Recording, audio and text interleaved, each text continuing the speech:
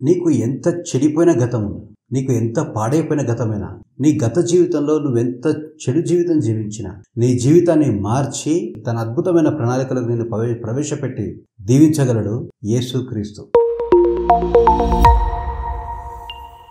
Praise the Lord. ఈరోజు మనము మారని దేవుని యొక్క వాగ్దానం గురించి ధ్యానిస్తూ మనం 4వ వ్యక్తి దగ్గరకు వచ్చాం. ఆ వ్యక్తి పేరు మోషే. చూడండి, అతను హెబ్రీడైనప్పటికీ అతడు తన పుట్టుకతో సంబంధం లేకుండా ఎక్కడ పెరిగాడు? రాజరిక వ్యవస్థలో రాజులతో కలిసి, రాజు పిల్లలతో కలిసి పెరిగాడు అతను. ఆ తర్వాత నేను గొప్పోని, నేను డబ్బున్నోని, నేను బలమున్నోని అనుకున్నాడో ఏమో. ఆ తర్వాత ఏం చేశాడు? ఓ పక్కన కావాల్సినంత బలం ఉంది, కావాల్సినంత ధైర్య సాహసాలు ఉన్నాయి, అన్నీ ఉన్నాయి. మరో పక్క అతనికి ఏముంది? మతాభిమానం, తన ప్రజలు తన వారు అన్న అభిమానం. చూడండి, ఇక్కడ మాట అతనిలోని లక్షణాన్ని మనం చూస్తాం. ఏమంటాం? అది నిర్గమకాండము 2వ అధ్యాయం 11వ వచనం. ఆ దినములలో మోషే పెద్దవాడై తన జనుల యొద్దకు పోయి వారి భారములను చూచాను. అయ్యో నా ప్రజలు, నా జనాంగం. మంచి లక్షణం ఇది. నా ఇంటివారు, నా వారు. ఇది ఓన్లీ ప్రేమ కలిగిన వ్యక్తుల లోపల మాత్రం కనిపించే లక్షణం. అప్పుడు అతడు తన జనులలో ఒక హెబ్రీయుని ఒక ఐగుప్తీయుడు కొట్టగా చూచెను. అతడు ఇటు అటు తిరిగి వచ్చి ఎవడునూ లేకపోగా ఐగుప్తుని చంపి ఇసుకలో వాన్ని కప్పిపెట్టాడు. అబ్బా కదా, తన జనాంగం అన్న ప్రేమ ఉన్నది, బాగానే ఉంది. కానీ తన జనాంగానికి ఎవరో ఒక వ్యక్తి హాని చేస్తే హానికి ప్రతి హాని పరిష్కారం కాదు కదా. కానీ మోషే చూడండి ఎంత పెద్ద తప్పు చేశాడో. ఐగుప్తుని ఏం చేశాడో? చంపాడు. ఇప్పుడు ఇతని గతం ఏమైపోయింది? రక్తసిక్తం అయిపోయింది. ఒక మనిషిని చంపడం అంటే మామూలు పాపం కాదు. ఒక వ్యక్తి దగ్గర తీసుకున్న డబ్బు ఎగగొట్టడం అంటే మామూలు తప్పు కాదు. ఒక వ్యక్తి ఒక జీవితాన్ని, అతని కుటుంబాన్ని, అతని ఉద్యోగాన్ని పోగొట్టుకోవడం చేయడం, అతని కుటుంబాన్ని కూల్చడం, భార్యాభర్తలను విడదీయడం, తల్లిదండ్రులను పిల్లలకు దూరం చేయడం మామూలు పాపాలు కాదు. నమ్మకంగా నీకు జీతం ఇస్తున్న వ్యక్తికి సరిగా పని చేయకపోవడం, అవునా, ఒకరి వ్యాపారం నష్టపోవడానికి గల కారణం అవటం, ఇవన్నీ మామూలు తప్పులు కాదు, మామూలు పాపాలు కాదు. సో ఇటువంటి భయంకరమైన చరిత్ర కలిగిన వ్యక్తిని ఎవరు దర్శించారండి? అవునా, దేవుడు దర్శించాడు. అవునా, దర్శించినప్పుడు ఇతను ఏం చేశాడు? ఇతన్ని తన మహదద్భుతమైన ప్రణాళికలకు ఇతన్ని ప్రవేశపెట్టాడు. ఈ పాపం చేశాడు. ఈ పాపం చేసి భయపడ్డాడు. మోషే భయపడి పారిపోయి మిద్యాన్ దేశానికి వెళ్ళిపోయి అక్కడ గొర్రెలను కాసుకుంటూ ఉన్నాడు. ఎక్కడ రాజరికపు కుటుంబ వ్యవస్థ, ఎక్కడ రాజరికపు జీవితము, తర్వాత ఎక్కడికి వచ్చి మళ్ళీ పశువుల కాపరి జీవితం సంబంధం ఉందా? అంత కింది స్థితికి అతను దిగజారిపోయాడు. ఎందుకు? అతడు చేసిన తప్పు అతన్ని తరిమి ఒక ఏమాత్రం లెక్కపత్రం లేని, అన్నిటికంటే నిమ్నమైన జీవితం జీవించేలాగా అతన్ని చేసిన తర్వాత ఇప్పుడు అక్కడ అతను ఎవరు దర్శించాడు? జీవం గల తండ్రి అతన్ని దర్శించాడు. ఒక పొద మండుతోంది, కానీ అది కాలిపోవట్లేదు. దాని చుట్టూ మంటలు వస్తున్నాయి. ఆ పొద చుట్టూ మంటలు వస్తున్నాయి, కానీ ఆ పొదేమో కాలిపోవట్లేదు, కాలి బూడిదైపోవట్లేదు. ఎంతసేపు అని మండుతుంది? చూస్తుంటే ఆశ్చర్యం అనిపించింది మోషేకి. దేవుడు ఆశ్చర్యాలతో దర్శించే దేవుడు. అతను నీ జీవితంలో నువ్వు పోగొట్టుకున్న నమ్మకాన్ని, లేదా నువ్వు ఎంతకి పెంపొందించుకోలేకపోతున్న నమ్మకాన్ని నీలో సృష్టించడం కోసం, దాన్ని పెంచడం కోసం దేవుడు ఒక మహదద్భుతమైన కార్యాలు చేసి చూపించగలడు. దేవుడు నీకు నమ్మశక్యంగాని కార్యాన్ని దేవుడు చేసి చూపిస్తాడు. ఎందుకు? నీ విశ్వాసాన్ని పురిగొల్పడానికి, ఒక నూతనమైన స్థాయి గల నమ్మకాన్ని నీలో పుట్టించడం కొరకు. మోషే జీవితంలో అలాగే చేశాడు, దర్శించాడు. ఒక రాజరిక వ్యవస్థను వదిలిపెట్టి పశువుల కాపరిగా జీవిస్తున్న, ఒక నిమ్న జీవితం జీవిస్తున్న వ్యక్తి దగ్గరికి అతడు మండుచున్న పొద రూపంలో దర్శించి నా వద్దకు చెప్పులు వేసుకొని రావద్దు, నువ్వు చెప్పులు విప్పి నా వద్దకు రావు, ఇది పరిశుద్ధమైన స్థలం అని పిలిచాడు. అతను పిలిచిన తర్వాత అతనికి ఒక వాగ్దానం ఇచ్చాడు. హల్లెలూయా. చూడండి, మనం నోవా జీవితంలో దేవుడు వాగ్దానం చేశాడు, అది నెరవేరడం చూసాం.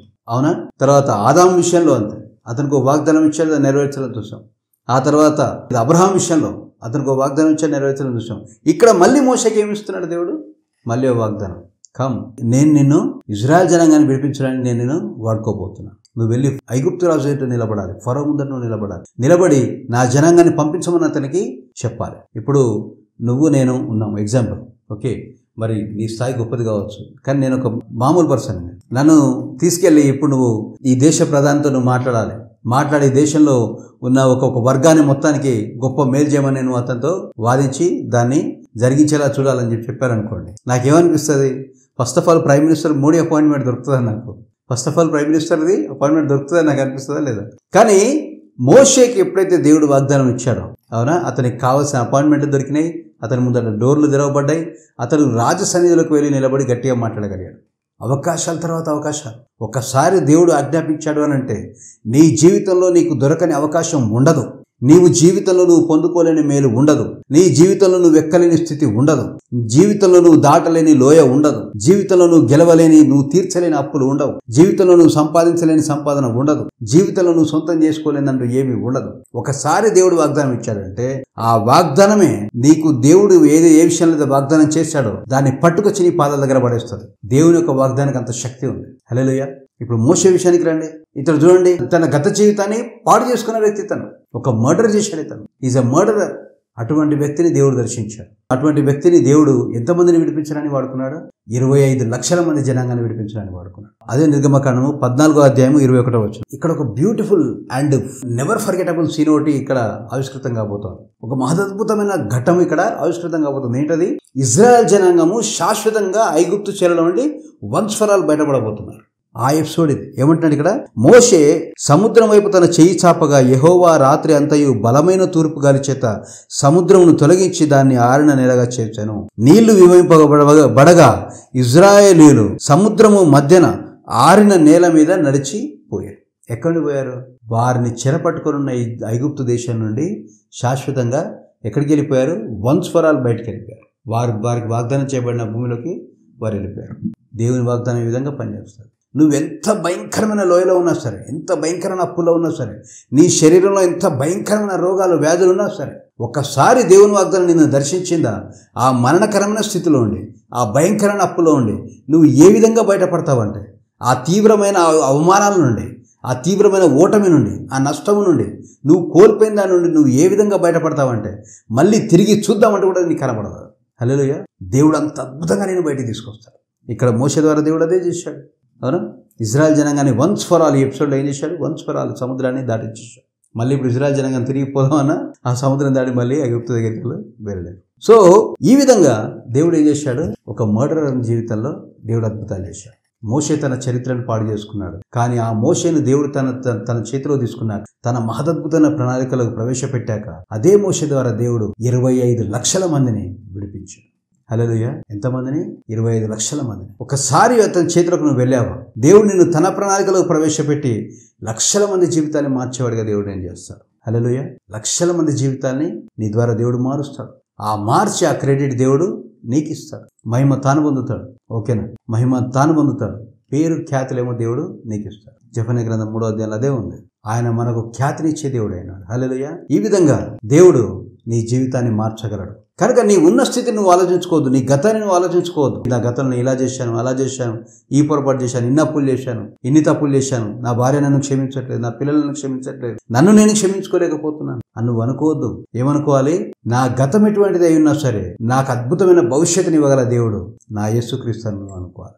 ఎందుకంటే ఆ ప్రకారమైన చేస్తాడు. మోషే జీవితంలో అదే చేశాడు. నీ జీవితంలో దేవుడు చేస్తాడు, చేసి చూపిస్తాడు. దీన్ని నువ్వు నిశ్చయంగా చూస్తావు. చూసి జీవం గల తండ్రిని మహిమపరుస్తావు. హల్లెలూయా. ఒక దీవించబడిన స్థితిలోకి నువ్వు వెళ్ళి అక్కడి నుండి నువ్వు శాశ్వతమైన విశ్రాంతిలోకి నువ్వు ప్రవేశిస్తావు. ఈ భూమి మీద నిన్ను గెలిపించకుండా నీ దేవుడు నీ కథను ముగించాడు. ఓకేనా? కనుక ఎట్టి పరిస్థితుల్లో నువ్వు విశ్వాసంలో వెనకపడద్దు. ఎట్టి పరిస్థితుల్లో నమ్మికలో వెనకపడద్దు, తగ్గిపోవద్దు. క్రీస్తునందు విశ్వాసం ఉంచావు, ఆయన నీ కొరకు ప్రాణమే పెట్టాడు. ఇంకా మరి ఏదైనా చేయడా? ఏదైనా చేస్తాడు. ప్రాణం కంటే గొప్పది ఇంకేమైనా ఉందా? లేదు. అన్నిటికంటే అత్యంత విలువైనదే ప్రాణం. అన్నిటికంటే విలువైన ఆ ప్రాణమే నీ కోసం పెట్టాడు. మరి అంతకంటే తక్కువ విలువైనవి ఆశీర్వాదాలు, దీవెన, ఆరోగ్యము, బహుమానాలు, సంతానము, కుటుంబంలో ఐకమత్యము, ఉద్యోగంలో ప్రమోషన్లు, ఈ ప్రాణం కంటే చాలా తక్కువ విలువైనవి కదా ఇవి. అవి నీకు ఇవ్వడా? నిశ్చయంగా ఇస్తాడు. నీ గత జీవితాన్ని మార్చి నీకు అద్భుతమైన ప్రస్తుతాన్ని, దీవించబడిన భవిష్యత్తును యేసుక్రీస్తు ఇస్తాడు. షాలోమ్.